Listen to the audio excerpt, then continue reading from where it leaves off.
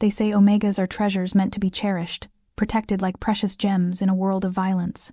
That's what Ophelia's mother had whispered to her every night before she vanished, braiding her daughter's auburn hair with gentle fingers. But when your family disappears without a trace, when you're the abandoned Omega no Alpha would ever claim, you learn that being a treasure means nothing if no one values you. And tonight at the Silverwood mating ceremony, Ophelia would discover that sometimes salvation comes not from being chosen for love, but from the most dangerous arrangement ever made. If Ophelia's story resonates with you, if you've ever felt invisible, abandoned, or like you had to accept scraps just to survive, then subscribe now. Because this Omega, who everyone dismissed as worthless, is about to prove that the most dangerous wolves aren't the ones with the sharpest teeth, they're the ones who refuse to stay broken. Join thousands who believe that your worth isn't determined by who chooses you, but by your courage to stand when the world expects you to disappear. Subscribe, because Ophelia's journey from abandoned outcast to legendary Luna starts right now, and you won't want to miss a single moment of her transformation. The amphitheater glowed under the blood moon like a stage set for her humiliation. Ancient stone tiers rose in concentric circles around the ceremonial fire, flames casting dancing shadows across faces eager with anticipation. Torches burned in iron sconces along the walls, their smoke carrying the scent of burning sage and wild honey. Music drifted from the lower tiers, drums and flutes weaving together in the traditional mating song. Every unmated wolf in the Silverwood pack had gathered here, dressed in their finest ceremonial garments, wearing hope like armor. Everyone except Ophelia.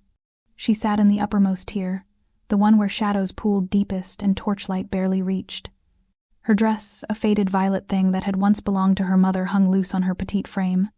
She'd tried to make herself presentable, woven small white flowers into her wavy auburn hair, scrubbed the dirt from beneath her nails after a day of kitchen work, but there was no hiding what she was. The abandoned one, the cursed bloodline, the Omega whose family had vanished 5 years ago, leaving her with nothing but whispers and sideways glances. "Did you see Celeste's gown?" A voice drifted from 3 tiers below. Ophelia didn't need to look to know it was Meredith, one of the pack's prized Omegas. Pure white silk from the eastern markets. Alpha Thorn has been circling her all evening. Well, she deserves him. Another Omega laughed, the sound bright and careless. Strongest Omega sent in 5 generations. Their bond will be legendary. Ophelia's fingers tightened around the wooden cup of diluted wine someone had left behind. She should be used to this by now. 24 years old and still unclaimed, still alone, still watching from the margins while others found their forever. Ophelia. A soft voice broke through her thoughts. She looked up to find Elder Miriam, the pack's Omega counselor, offering her a sympathetic smile. She was ancient by wolf standards, nearly 80, with silver hair and eyes that had witnessed too many mating ceremonies.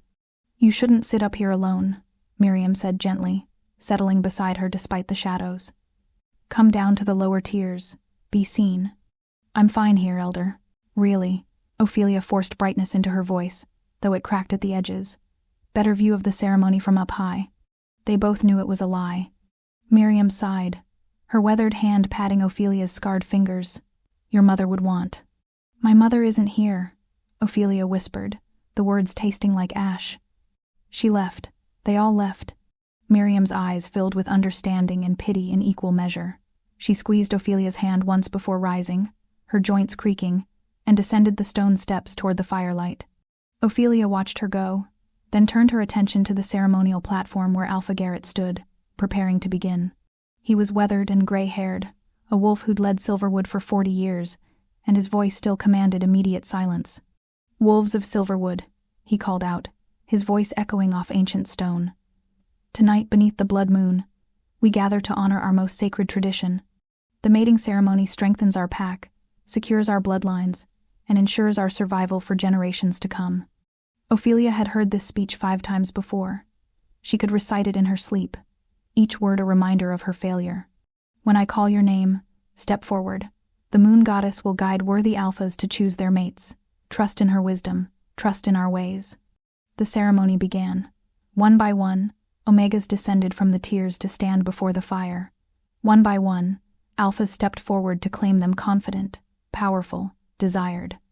The air hummed with the electric snap of mate bonds forming, that unmistakable pull of souls recognizing each other. Celeste was chosen first, naturally.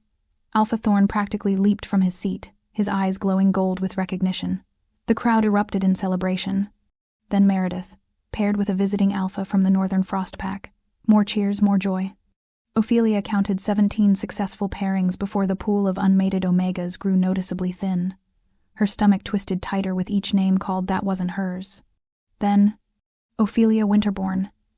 Her name landed like a stone thrown into still water, the ripples of silence spreading outward. The music faltered. Conversations died mid-sentence. Heads turned, some with pity, some with barely concealed disdain, most with the uncomfortable awkwardness of witnesses to inevitable humiliation. Ophelia stood on shaking legs and began the long descent.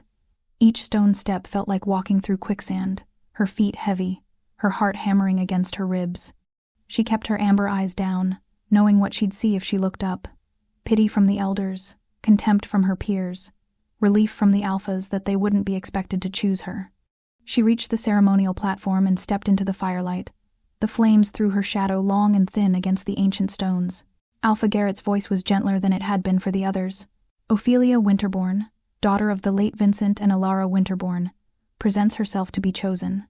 Silence. Ophelia counted heartbeats. 1, 5, 10, 20. No alpha moved. Not a single one stepped forward. She'd known this would happen. Known it with bone-deep certainty, the same certainty that came every year. But knowing didn't make the humiliation burn any less. Didn't make the weight of all those staring eyes any lighter. Somewhere in the crowd, a child giggled at something unrelated, the sound piercing in the quiet. Alpha Garrett cleared his throat. Perhaps. I'll take her. The voice came from the amphitheater entrance, deep and rough as gravel dragged over stone. Every head whipped toward the sound in perfect unison. A figure emerged from the darkness beyond the torchlight, a man so massive he seemed to block out the stars themselves. He stood easily 6'8", with shoulders broad enough to fill a doorway, moving with predatory grace that made experienced warriors instinctively step back. Dark auburn hair was pulled back from a face of harsh angles and brutal beauty, marred by a jagged scar that ran from temple to jaw. But it was his eyes that stole Ophelia's breath, steel gray and burning with an intensity that felt like being seen for the first time in 5 years. The crowd parted like water before a blade. Ophelia had never seen him before. Neither had anyone else, judging by the gasps and whispers erupting like wildfire. Moon goddess preserve us. That's Harlan Blackthorne. The Ironhold Alpha. What is he doing here? And you are? Alpha Garrett demanded, straightening to his full height, though he still had to look up at the stranger. The massive Alpha climbed the platform steps with casual, dangerous grace. Each movement was controlled violence barely leashed. When he spoke, his voice carried across the silent amphitheater like a physical force. Harlan Blackthorne, Alpha of the Ironhold Pack. He turned his steel-gray gaze on Ophelia, and something flickered in those depths, something calculating, desperate, and utterly focused. Act like you're mine. Not a question, not a request. A command delivered in a voice that made her bones vibrate and her omega instincts flare with confused recognition. The amphitheater exploded into chaos. But Ophelia barely heard it. She stood frozen in the firelight, staring up at this scarred, dangerous stranger who'd just claimed her in 3 impossible words, and realized with crystalline clarity, this wasn't salvation. This was a deal with the devil himself, and she was going to take it. The forest grew darker with each mile they traveled from Silverwood. Ophelia sat rigid in the back of Harlan's vehicle, watching familiar oak trees give way to twisted pines that clawed at the sky like skeletal fingers. The air grew colder, heavier, tasting of stone and something ancient she couldn't name. Harlan drove in silence for the first hour, his massive frame filling the driver's seat, his scarred hands steady on the wheel. Finally, he spoke, his voice cutting through the tension like a blade. I owe a blood debt to the Shadowmere Pack. 3 years ago, my previous mate Vesper betrayed Ironhold's defenses to a rival faction. 12 of my wolves died in the attack. His jaw clenched, the scar on his face pulling tight. By pack law, the debt can only be satisfied if I present a mated alpha at the council meeting in 3 months. Otherwise, I forfeit my position, and Ironhold falls under Shadowmere's control. Ophelia's stomach twisted. So I'm, what? A political prop? You're my salvation, Harlan said bluntly, steel-gray eyes meeting hers in the rearview mirror. And I'm yours. We both get what we need. I keep my pack. You get protection, status, a chance at something better than being Silverwood's ghost. He paused, but the bond has to look real. completely real. Can you do that? She thought of 5 years sitting alone. 5 years of whispers and pity and invisibility. Yes. Ironhold appeared as they crested a mountain pass, a fortress carved into living rock, built into caves that opened like wounds in the mountainside. Torchlight flickered from windows cut into stone. Warriors patrolled battlements that had been ancient when Silverwood was founded. Everything here spoke of survival, of wolves who'd learned to thrive in darkness. The pack gathered as they arrived, dozens of eyes watching Ophelia emerge from the vehicle. These wolves were different from Silverwood's harder, leaner, scarred from lives lived on the edge. Their stares weren't pitying. They were calculating, measuring, judging. A tall man with silver-streaked black hair and eyes like winter ice stepped forward. "So this is the Omega who's supposed to save us?" His voice dripped with disdain. "Harlan, even for you this is desperate." "Kaelin," Harlan's tone carried warning. "She's past the claiming ceremony. That's enough." "Is it?"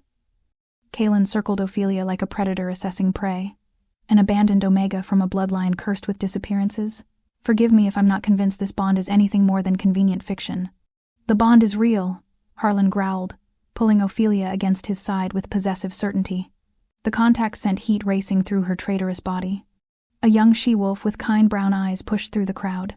"I'm Lyric. Welcome to Ironhold, Luna." The title felt wrong in her mouth, but her smile was genuine. "Ignore Kaelin. He distrusts everyone." "With good reason," Kaelin countered. "Which is why the Council invokes the traditional trials. If this Omega wants to be our Luna, she'll prove her worth like any outsider mate." His cold smile was a knife's edge. 3 trials, Alpha Harlan.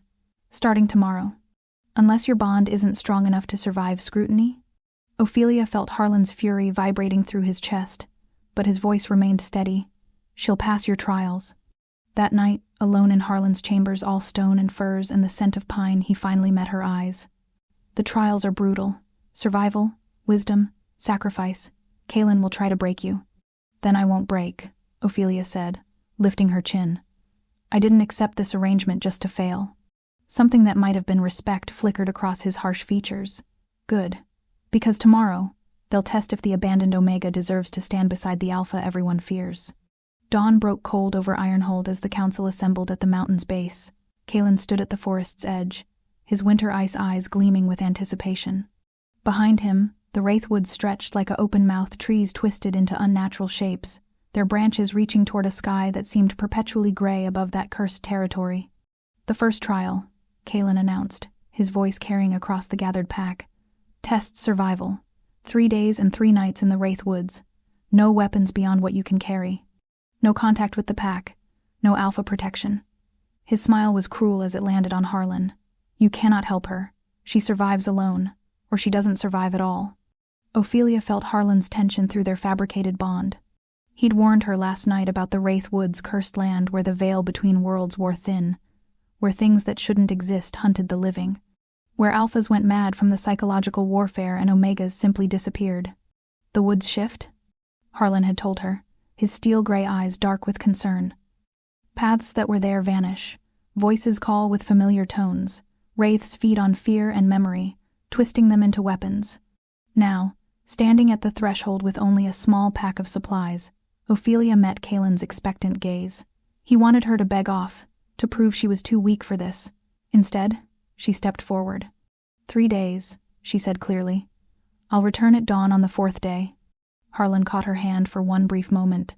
"Trust your instincts. Omega senses see what Alpha strength cannot." Then he released her, and she walked into the darkness alone. The temperature dropped the moment she crossed the boundary. The trees closed behind her like a trap snapping shut, branches creaking though no wind blew. The air tasted of rot and old magic, and Ophelia's Omega instincts screamed warnings her rational mind struggled to interpret.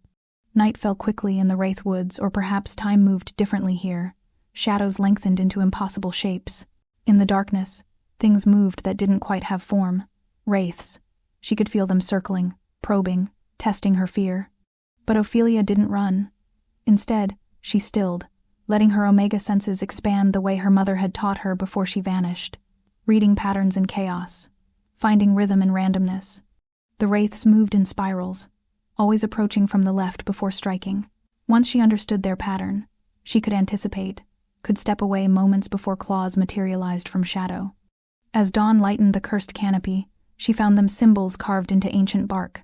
Omega symbols, spirals and crescents that predated any pack she knew. Others had survived here, others had left markers. Day 2 brought fresh horrors. She found water by reading which plants thrived and which withered Omega nature sense that had always been dismissed as useless intuition. She built shelter using fallen branches arranged in patterns that felt instinctively right, creating barriers the wraiths seemed reluctant to cross. Then she heard it. Ophelia, sweetheart. Her mother's voice, achingly familiar, drifting from deeper in the woods. I'm here, baby. I've been waiting. Come find me. Every cell in her body screamed to follow that voice, to finally get answers about her family's disappearance.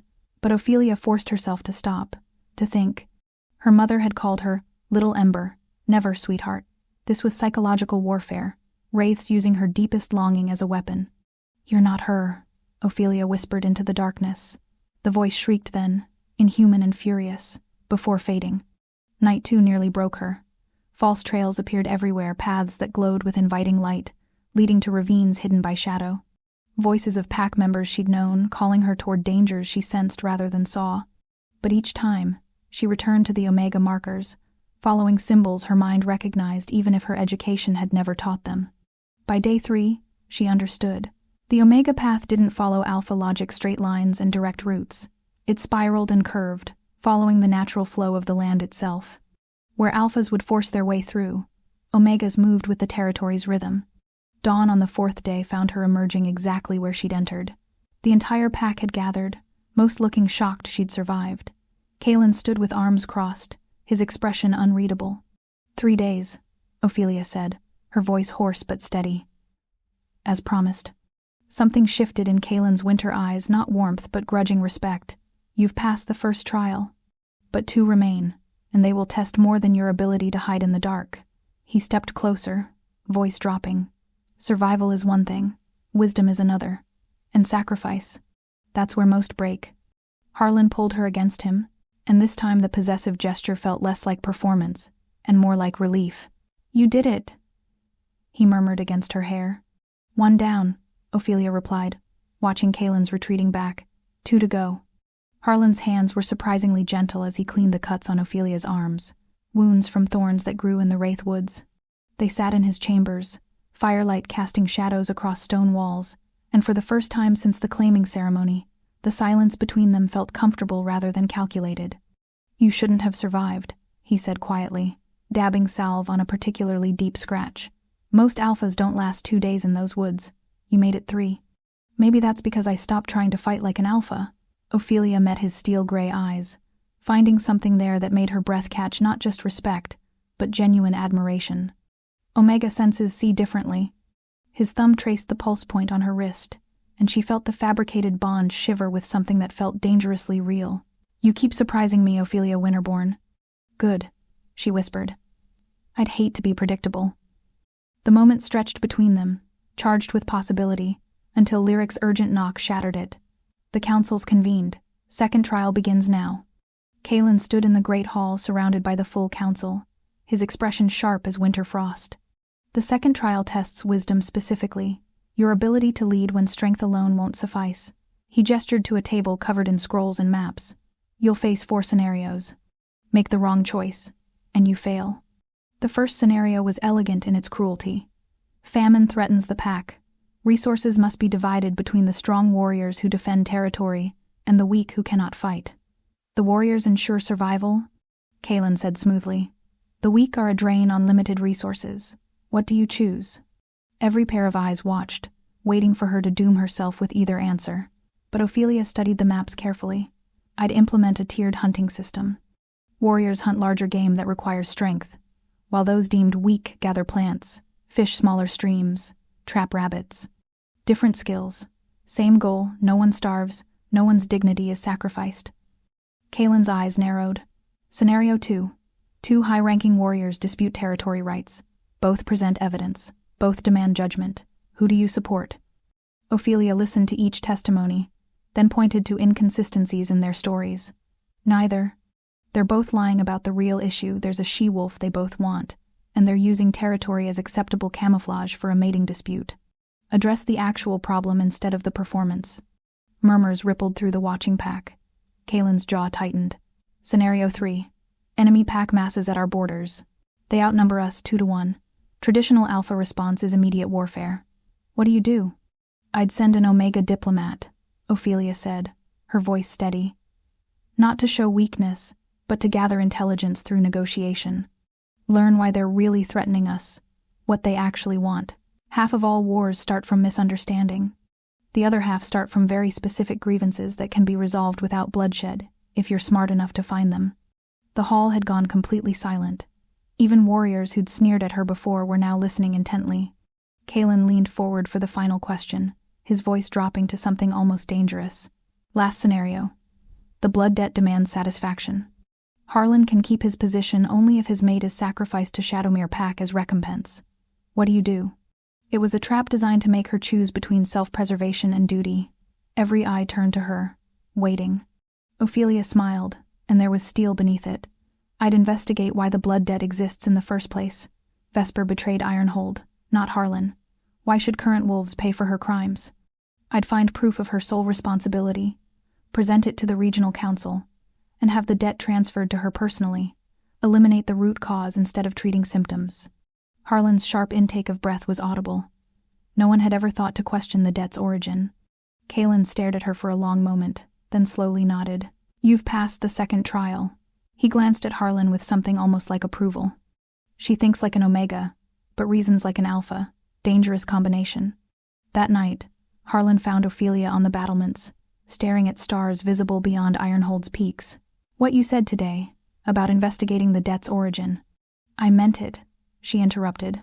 This arrangement may have started as performance, but I'm not letting you lose everything because of someone else's betrayal.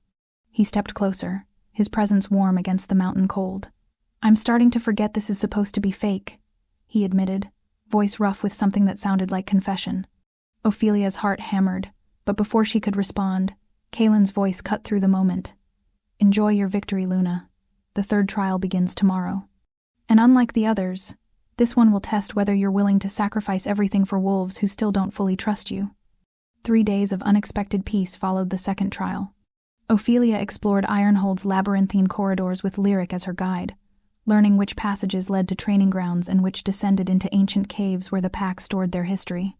The young she-wolf chattered easily, filling silences with stories about pack members, clearly relieved to finally have a Luna who didn't treat her like a servant. Kalen's not as terrible as he seems, Lyric confided, as they walked through the lower caverns. He just loved Harlan's father, and when Vesper's betrayal killed him along with 11 others, Kalen became protective, paranoid maybe. Ophelia filed that information away, another piece of the complex puzzle that was Ironhold. Harlan found her in the ancient library later that afternoon, surrounded by scrolls that smelled of centuries and secrets. Learning our history? His deep voice echoed off stone walls lined with documents preserved through generations. Trying to understand what I've agreed to become part of, she gestured to the texts spread before her. Your pack has survived things that would have destroyed others. There's strength here, but also... She paused, pulling out a scroll that had caught her attention. My family name, Winterborn. It appears in records from 5 years ago. Harlan moved closer, reading over her shoulder. Your parents came here? Apparently they were investigating something called the Sanctuary Network. The scroll tore from her hands as alarms shattered the library's quiet. Bells clanged through stone corridors, the specific pattern that meant infiltration. They ran to the great hall where Kalen stood grim-faced. Enemy wolves breached our northern perimeter, 3 hostiles hiding somewhere in the residential caverns. We need to draw them out before they reach the vulnerable elders, young ones. His winter eyes fixed on Ophelia with calculated intensity. Someone needs to act as bait. The third trial. Not announced with ceremony, but sprung like a trap. Ophelia felt the pack's attention shift to her, measuring, waiting. Kalen expected her to either refuse, proving she'd put herself before pack safety, or blindly volunteer and likely die in the process. Both outcomes would fail the trial. But Ophelia had spent 5 years being invisible, learning to notice what others missed. I'll do it, she said, then continued before anyone could react, but not as actual bait. I'll use Omega scent manipulation to create a false trail, lay down a scent path that leads away from the residential areas toward the eastern ambush point. The enemies will follow what they think is a terrified Omega fleeing, straight into your warrior's trap. Kaylin's expression shifted from expectation to surprise. That's dangerous, yes, but smarter than just offering myself up for slaughter. Ophelia was already moving toward the preparation chambers. I'll need 10 minutes to prepare the scent markers. What followed was calculated chaos. Ophelia traced a path through corridors, manipulating her omega scent to project terror and vulnerability, leaving a trail any predator would follow instinctively. She led the enemy wolves on a winding chase through Ironhold's passages while warriors moved into position behind them. The plan worked perfectly until the lead infiltrator, scarred and vicious, realized too late he was being herded. His eyes found Ophelia across the ambush chamber, and rage replaced cunning. He charged with supernatural speed, claws extended, murder in his eyes. Ophelia tried to dodge, but stone walls limited her options. She saw the blow coming, knew she couldn't avoid it, and in that crystallized moment of acceptance, a massive body slammed between them. Harlan, breaking trial rules, violating the sacred law that prohibited alpha interference. His claws met the infiltrator's throat in a spray of red. The other enemies fell to waiting warriors seconds later, but the damage was done.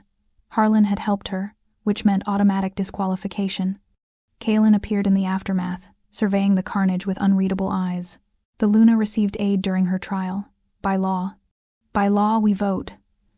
It was Lyric who spoke, stepping forward with unexpected courage. She proved she'd risk herself for the pack, but she proved something more important: she'd use her mind instead of just her body. That's what we need in a Luna. I vote to accept her, called a warrior Ophelia had treated kindly days before. Accept, said another. Accept. The voices built like a wave. Kaylin watched his carefully constructed trial dissolve into pack consensus. Finally, he nodded once, sharp and definitive. The third trial is passed. Ophelia Winterborn, you are accepted as Luna of Ironhold. But as Harlan pulled her close and the pack celebrated, all Ophelia could think about was that torn scroll. Her family had been here, investigating something dangerous 5 years ago. And then they'd vanished. What's wrong? Harlan murmured against her hair. Later, she promised, even as her mind raced. The trials were over, but the real mystery, the one that might explain everything, was just beginning. Ophelia returned to the library every night after the pack slept, poring through records by candlelight with obsessive focus. The Winterborn name appeared in 3 separate documents from 5 years ago: visitor logs, a meeting request with Harlan's father, and a single cryptic notation: Sanctuary Network investigation urgent. You're going to burn your eyes out. Lyric appeared from the shadows, carrying 2 cups of tea. I figured if you were going to be reckless, you might as well be caffeinated. Ophelia accepted the cup gratefully. My parents were here, right before they vanished. They were investigating something, and I need to know what. Lyric settled beside her, voice dropping to a whisper. Kaylin knows. I've seen him watching you when you mention your family. Whatever your parents found, it scared people with power. She pulled out a hidden scroll from beneath her cloak. I borrowed this from Kaylin's private collection. Don't ask how. The document detailed Omega transfers to something called the Sanctuary Network facilities, supposedly offering protection to vulnerable Omegas, but the numbers didn't match. Omegas entered, but far fewer emerged. And the signature authorizing transfers made Ophelia's blood run cold. Vesper Nightshade. She barely heard Harlan enter until his hands settled on her shoulders. It's past midnight. You need rest. I need answers. But she leaned into his touch despite herself, the bond between them humming with warmth that felt less fabricated each day. He pulled her from the chair, guiding her to the private alcove where moonlight streamed through narrow windows. Talk to me. What are you finding? So she told him. About her parents' investigation, the Sanctuary Network, the discrepancies in Omega transfers. As she spoke, something shifted in Harlan's expression: recognition, mixed with old pain. Vesper was obsessed with Omega bloodlines, he said finally, his voice rough as gravel. She believed certain genetic combinations would produce stronger wolves. She talked constantly about perfecting the Omega designation. His steel-gray eyes met Ophelia's. I thought it was just intellectual interest. I didn't realize until after her betrayal that she'd been experimenting. Experimenting? Ophelia's stomach twisted. Taking Omegas from smaller packs, promising them safety in sanctuaries. They'd arrive, and then... He shook his head. We never found bodies, never found evidence. By the time I understood what she was doing, she'd already betrayed us to cover her tracks. Ophelia's mind raced, pieces clicking into horrifying place. The sanctuary network wasn't protection, it was trafficking. She was taking omegas for genetic experiments, probably breeding programs or worse. Her voice cracked. My parents discovered this. They were going to expose her. And Vesper made them disappear, Harlan finished, fury darkening his features. Just like the others. Lyric gasped from where she'd been silently listening. I remember now, 5 years ago, 3 omegas from Silverwood vanished. Everyone assumed they'd run away, or been taken by rogues. How many? Ophelia demanded. How many omegas total? The research consumed them through the night. Cross-referencing missing persons reports with sanctuary transfers, they found a pattern spanning a decade. Dozens of omegas, maybe more, all disappeared into Vesper's network. Young ones, usually from packs without strong advocacy, omegas who wouldn't be missed or whose disappearances could be explained away. We need proof. Kalen's voice cut through the dawn light. He stood in the library entrance, his expression grim but not surprised. Accusations against an alpha of Vesper's standing require ironclad evidence. You knew, Ophelia said. Not quite accusing, but not quite forgiving either, I suspected. Your parents came to me with preliminary findings. I told them to be careful, to gather more proof before making accusations. His winter eyes held genuine regret. 3 days later, they vanished. I've been looking for evidence ever since, but Vesper's protected by political alliances and fear. Harlan moved to Ophelia's side, his presence solid and protective. What do we need to build a case? Witnesses, financial records, physical evidence of the facilities. Kalen stopped as urgent footsteps echoed through the corridor. A messenger burst in, breathless and wide-eyed. Alpha Harlan, the Shadowmere delegation has arrived early for the Blood Debt Council. Alpha Vesper Nightshade is requesting immediate audience. He swallowed hard. She's here. Now. The scroll slipped from Ophelia's fingers. The woman who'd killed her parents, who'd trafficked countless omegas, who'd betrayed Harlan and destroyed lives for genetic obsession. She was here, in Ironhold, and Ophelia had no proof to bring her down. Harlan's hand found hers, their bond flaring with shared determination. Then we improvise, he said quietly. We make her reveal herself. Or she destroys us first, Kalen added, already moving toward the Great Hall. Either way, the real battle just began. Vesper Nightshade arrived like winter incarnate, platinum blonde hair cascading over shoulders wrapped in white fur, ice blue eyes that assessed everything with predatory calculation, beauty so cold it burned. She moved through Ironhold's Great Hall as if she owned it, as if the 3 years since her betrayal were merely an inconvenient gap in her reign. Harlan. Her voice carried intimate familiarity as she approached, ignoring every protocol, every boundary. You look well. Desperate arrangements seem to suit you. Her gaze finally landed on Ophelia, dismissive as a knife's edge. So this is the abandoned Omega playing Luna. Charming. Ophelia felt Harlan's fury vibrating through their bond, but she kept her expression neutral. This woman had killed her parents. She wouldn't give her the satisfaction of a reaction. The Blood Debt Council convened with formal precision. Shadowmere pack leaders arranged across from Ironhold's council, ancient laws written in blood and honor hanging heavy in the air. Kalen presented evidence of the mate bond. 3 months passed, trials completed, pack acceptance granted. The debt should be satisfied. The bond appears legitimate, the Shadowmere elder began. Therefore, I invoke the Omega's challenge. Vesper's voice cut through like breaking glass. Silence crashed over the hall. Ophelia felt the words before she understood them, felt the trap snapping shut with perfect, terrible precision. Kalen shot to his feet. That law hasn't been invoked in 50 years, yes. Vesper's smile was poisonous honey. But it remains valid. Any alpha who believes an Omega is being held against her will may challenge for her freedom through combat. It's a protection law, after all. Her ice-blue eyes fixed on Ophelia with calculated malice. And I believe this Omega is being coerced, used as a political tool to satisfy debt. She deserves liberation. That's absurd, Harlan growled. The bond is genuine. Then you'll have no problem proving it in combat. Vesper's expression was triumph, barely masked as concern. Winner claims the Omega. I fight for her freedom. You fight to keep your convenient arrangement. She paused, letting the implications settle. Unless you're afraid of losing your political prop? The Shadowmere Council conferred in whispers. Finally, their elder spoke. The Omega's challenge supersedes blood debt protocols. Ancient law must be honored. Combat will proceed in 3 days. Ophelia's mind raced as the hall erupted in debate. This wasn't about liberation, Vesper knew. Somehow she knew about the investigation, about Ophelia discovering the sanctuary network. If Vesper won, Ophelia wouldn't go free. She'd disappear into the trafficking system like her parents, like dozens of others. That night, while Harlan prepared for combat and the pack buzzed with tension, Ophelia returned to her research with desperate focus. Lyric brought her smuggled documents from various territories. Kalen provided coded communications he'd intercepted years ago. Piece by piece, the network revealed itself. Financial transfers between sanctuaries and research facilities, testimonies from wolves who'd seen omegas arrive but never leave, medical records showing genetic experimentation. But she needed the final piece, physical proof of transportation, of the trafficking operation itself. Dawn on the 3rd day found her in the deepest archives, hands shaking with exhaustion, when she found it. Shipping manifests hidden in old trade records. Routes that made no economic sense until you realized they weren't transporting goods, they were moving omegas. Dates, names, destinations. Everything needed to prove systematic trafficking. And Vesper's signature on every single one. "I have it," Ophelia whispered to Harlan as he prepared for combat. "Proof. Undeniable proof of everything she's done." His steel-gray eyes blazed.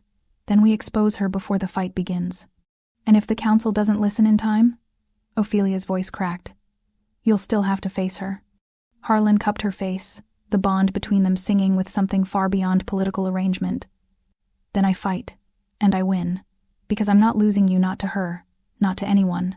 The evidence spread across Kalen's private chamber, like accusations written in blood, shipping manifests, financial records, testimonies Lyric had secretly gathered from wolves who'd escaped Vesper's network. Kalen studied each document with the precision of someone building a case that couldn't be dismantled. "This is enough to destroy her," he said finally, winter eyes gleaming with something almost like satisfaction. "Vesper killed my alpha, my friend. I've waited 3 years for this moment." "Then why haven't you acted before?" Ophelia challenged. "Because I'm a advisor, not a Luna.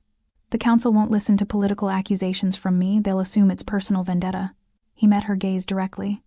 "But an Omega presenting evidence of crimes against Omegas? That's different. That's justice, not politics." They worked through the night, organizing evidence into undeniable narrative. Financial trails showing money flowing from legitimate packs into shell companies Vesper controlled. Transport records detailing Omega movements from sanctuaries to research facilities. And finally, the testimony that made Ophelia's hands shake, a witness who'd seen her parents confronted by Vesper's enforcers the night they disappeared. "They were killed," Ophelia whispered, the confirmation hitting like a physical blow. "Murdered for trying to expose this." Kalen's expression held rare compassion. "They died as heroes. Now you finish what they started."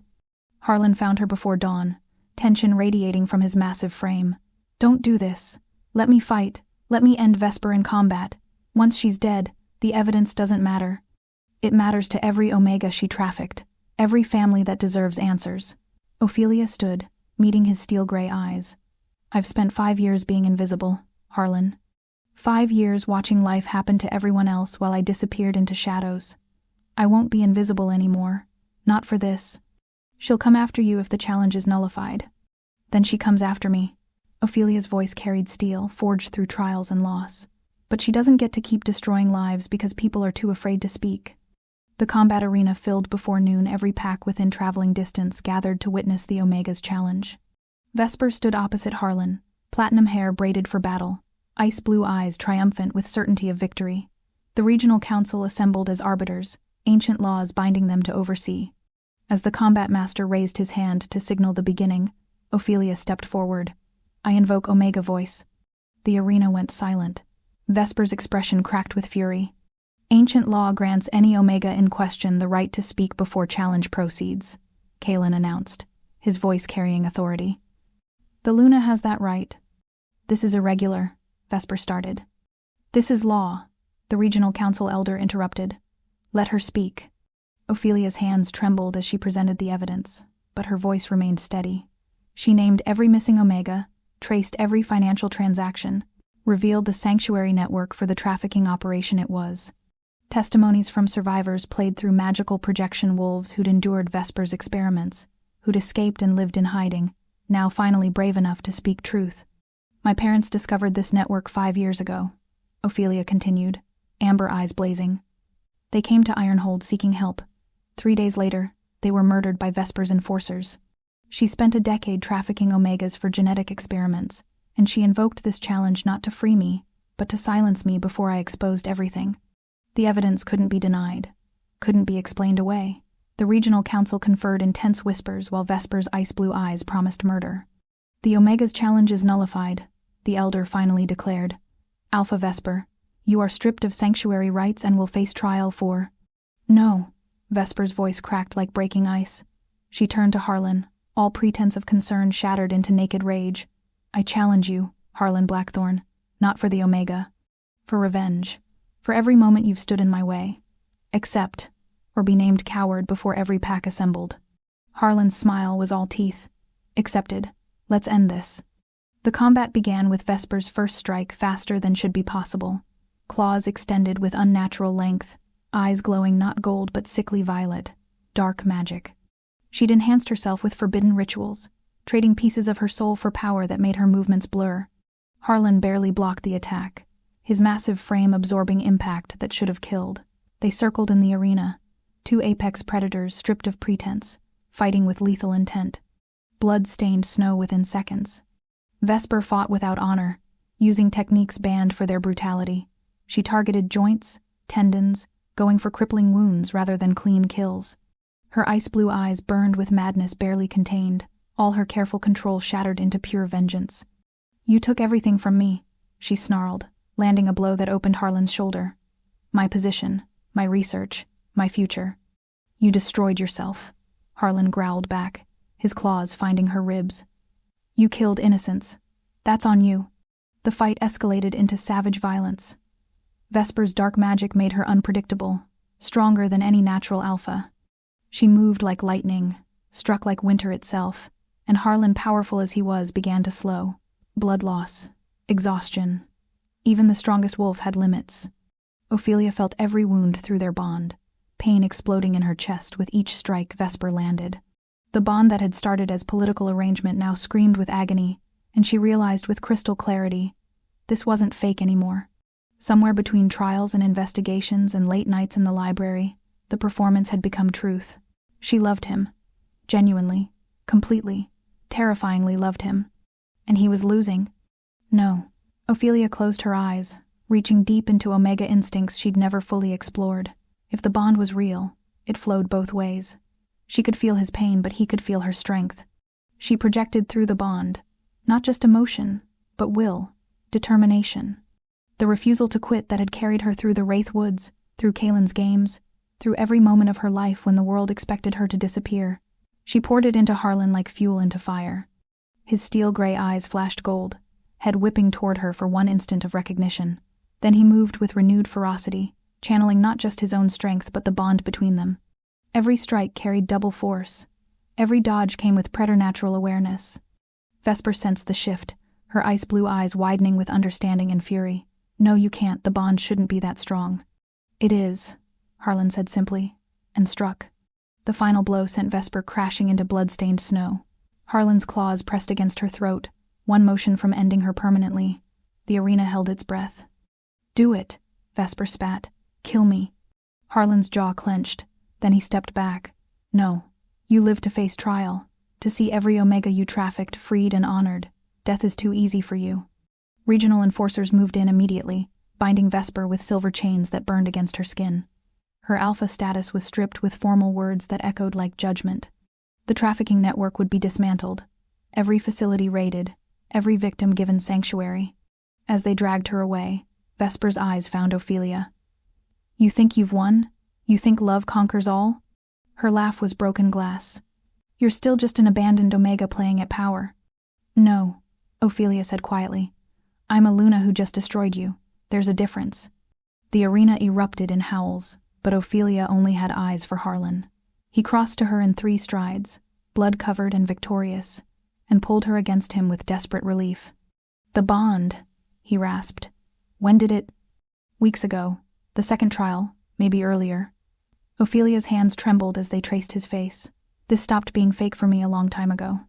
Me too, he admitted, steel gray eyes blazing with something beyond survival, beyond arrangement. I love you, Ophelia.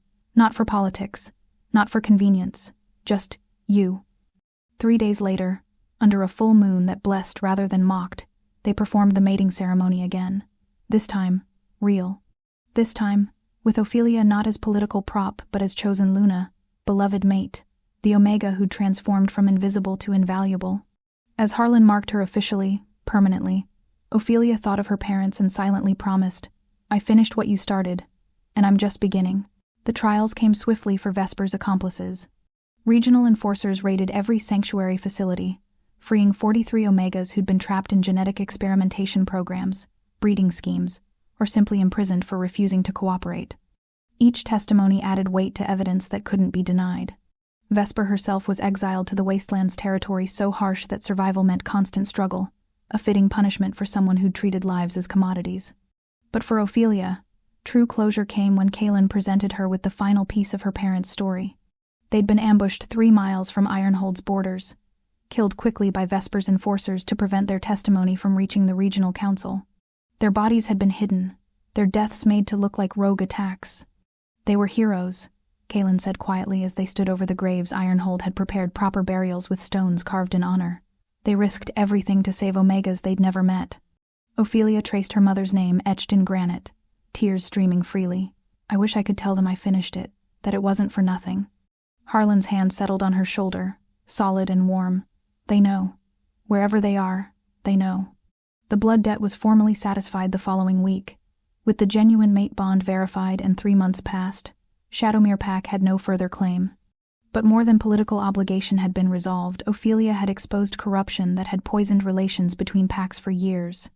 The regional council acknowledged her parents' sacrifice, her courage, and granted Ironhold special status to establish the first verified Omega sanctuary. Not one run by an alpha for control, Ophelia explained to the council, her amber eyes blazing with purpose. A sanctuary run by Omegas for Omegas, where we're protected, valued, and given choice over our own lives. The council agreed, and Ironhold began its transformation. 6 months passed like a dream and a lifetime combined. The fortress built into mountain caves evolved from a place of brutal survival into something unprecedented, a community where strength came in many forms. Warriors still trained with lethal precision, but now Omega advisors stood beside them, offering strategy that balanced force with wisdom. The pack hunted together, defended together, but also learned to nurture rather than just endure. Ophelia's sanctuary grew beyond anything she'd imagined. Omegas arrived weekly, some fleeing abuse, others simply seeking community where they wouldn't be treated as lesser. Each one received safety, training and skills they chose, and most importantly the right to determine their own futures. Lyric became the sanctuary's coordinator, her gentle nature perfect for helping traumatized Omegas find their footing. Kaelin, surprisingly, offered his strategic mind to developing programs that would spread Omega rights advocacy to other territories. Even warriors who'd initially sneered at Omega weakness now trained alongside them, learning that different strengths complemented rather than diminished each other. Harlan and Ophelia's bond became legendary. Other packs watched Ironhold's transformation, with initial skepticism that slowly shifted to curiosity, then cautious implementation. 3 neighboring packs established their own Omega councils, 2 more banned forced matings. The movement spread like wildfire through territories that had operated the same way for centuries. You're changing the world, Harlan told her one evening as they stood on the battlements, watching new arrivals make their way up the mountain path. We're changing it, Ophelia corrected, leaning into his warmth. I couldn't do this without you. His steel-gray eyes softened with love that no longer needed pretense. That first night, when I commanded you to act like you were mine, I never imagined you actually would become mine. Not just through bonds or politics, but through choice. Best performance I ever gave, Ophelia smiled. Fake it, until you make it real. A commotion at the gates drew their attention. Another arrival, a young Omega, maybe 18, with matted dark hair and eyes that held the hollow look of someone who'd learned to make themselves invisible. She stood at Ironhold's entrance like Ophelia had stood at Silverwood's ceremony, alone, uncertain, expecting rejection. Ophelia descended to meet her, Harlan following silently behind. The girl flinched when they approached, her Omega instincts screaming submission in the presence of an alpha. What's your name? Ophelia asked gently, keeping her voice soft. Ember, the girl whispered. My pack, They said I was cursed. Weak. They didn't want me at their mating ceremony, so I left. Ophelia's heart cracked with recognition. She saw herself in this girl, saw every Omega who'd been made to feel worthless because they didn't fit someone else's definition of value. "Ember," Ophelia said, taking the girl's scarred hands in hers. "Look at me." When frightened brown eyes finally met Amber, Ophelia smiled. "Here, you don't have to disappear. Here, you're seen. Here, you matter not because someone chose you, but because you chose to survive. To keep going when the world told you to give up." Tears spilled down Ember's cheeks. "I don't know if I can." "You already have," Harlan said, his deep voice surprisingly gentle. "You walked away from a pack that didn't value you and found one that will. That takes courage most wolves never possess." Lyric appeared with warm blankets and food, already guiding Ember toward the sanctuary wing. Other Omegas gathered, offering comfort born from shared experience. This was what Ophelia had built, not just safety, but community. Not just survival, but the chance to thrive. That evening, Ophelia stood before the full pack in the Great Hall, not as political arrangement or trial subject, but as Luna who'd earned her position through intelligence, courage, and refusal to accept the world as it was. Harlan stood beside her, their bond visible to anyone who looked, gold and amber light intertwining, fake performance transformed into unbreakable truth. "6 months ago, I was invisible," Ophelia said, her voice carrying to every corner. "An abandoned Omega no one valued. Today, I stand before you as proof that worth isn't given by others. It's built from the ruins of rejection, forged in trials that should break you, and proven through the courage to stand when the world expects you to kneel." She looked at Ember, at Lyric, at every Omega who'd found sanctuary in Ironhold's transformed halls. Being abandoned doesn't define your worth. What you build from the ruins does. "Welcome home."